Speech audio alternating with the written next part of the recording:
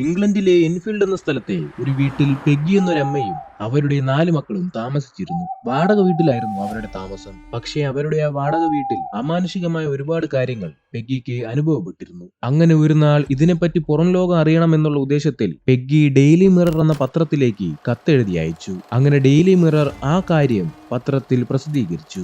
അതിനുശേഷം ഒരുപാട് പത്രപ്രവർത്തകർ ആ വീട്ടിലേക്ക് സന്ദർശിച്ചു. പക്ഷേ അമാനുഷികമായ ഒന്നും അവർക്ക് കണ്ടെത്തുവാൻ കഴിഞ്ഞിരുന്നില്ല.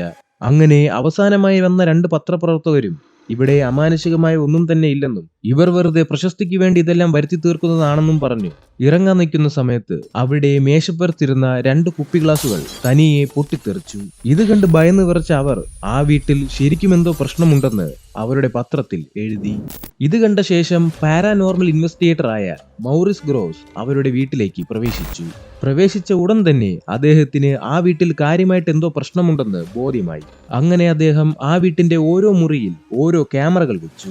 അന്ന് അദ്ദേഹം അവിടെ തന്നെ താമസിക്കുകയും ചെയ്തു. പിറ്റേ ദിവസം എഴുന്നേറ്റ് ക്യാമറയുടെ ഫിലിം പ്രൊഡ്യൂസ് ചെയ്ത് എടുത്തതിന് ശേഷമാണ് അയാൾ ആ ഞെട്ടിക്കുന്ന കാര്യം കണ്ടത്. പെഗ്ഗിയുടെ മകളായ ജാനറ്റ് അവരുടെ ബെഡിന്റെ മുകളിൽ വായുവിൽ പൊന്തി നിൽക്കുന്നു. അങ്ങനെ മോറിസ് ഗ്രോസ് ജാനറ്റിനെ ചോദ്യം ചെയ്യുവാൻ ആരംഭിച്ചു. എന്നാൽ മൗറിസ് വിചാരിച്ചിരുന്നത് പോലെ അങ്ങനെ വിചിത്രമായ ഒന്നും ആ കുട്ടിയിൽ കണ്ടെത്തുവാൻ കഴിഞ്ഞിരുന്നില്ല. എന്നാൽ ചോദ്യം ചെയ്യുന്നതിന്റെ ഇടയിൽ പെട്ടെന്ന് അദ്ദേഹം ഒരു ശബ്ദം കേട്ടു.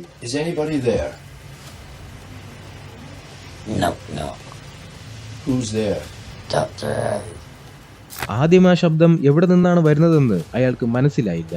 എന്നാൽ ഒന്ന് തിരിഞ്ഞു നോക്കിയപ്പോൾ അദ്ദേഹത്തിന് മനസ്സിലായി ആ ശബ്ദത്തിന്റെ ഉടമ അയാളുടെ മുമ്പിലിരിക്കുന്ന ജാനറ്റിന്റേതാണെന്ന്.